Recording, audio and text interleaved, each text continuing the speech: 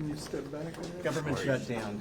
I'm doing well, sir. Government shutdown. I mean, any end in sight at all?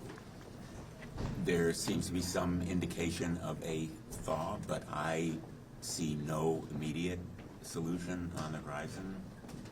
Talks are a good thing, but so far I sense no willingness on the part of Republicans to really assure the American people that health care insurance will be guaranteed. Right now in Connecticut and all around the country, people are making decisions about whether they can afford health care insurance or they're going to take the intolerable risk of going without any kind of insurance. And that's an urgency that Republicans fail to understand, apparently, and I'm disappointed that they are unwilling to meet that basic need on the part of the American people.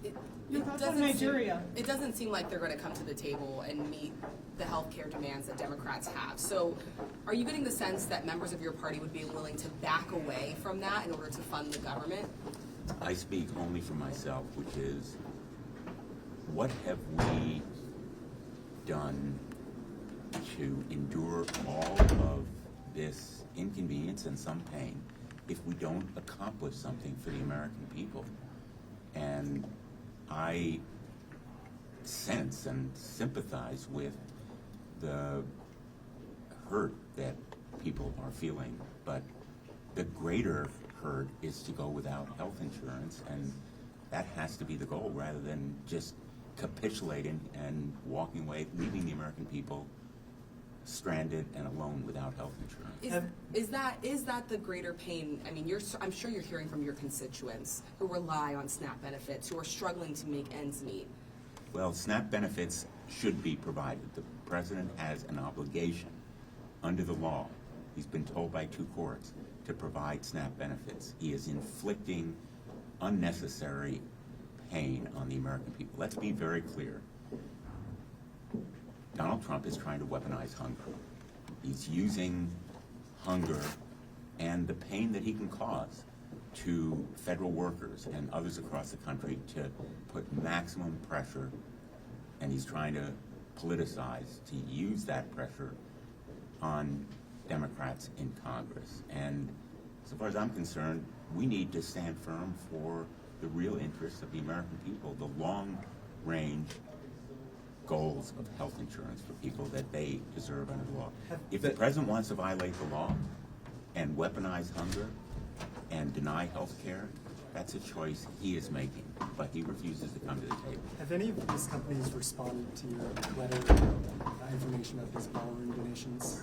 We have received no response, substantively, none, from any of the more than 40 companies that are very likely corruptly making these contributions to the great, big, beautiful, gilded ballroom that the president wants to construct for $350 million while people in this country are going hungry.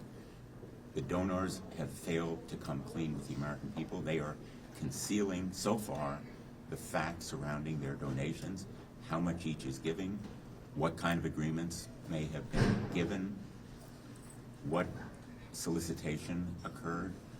The American people deserve to know, and these companies should provide answers. Back to the government shutdown. I mean, the House passed continuing resolution only goes to November 21st.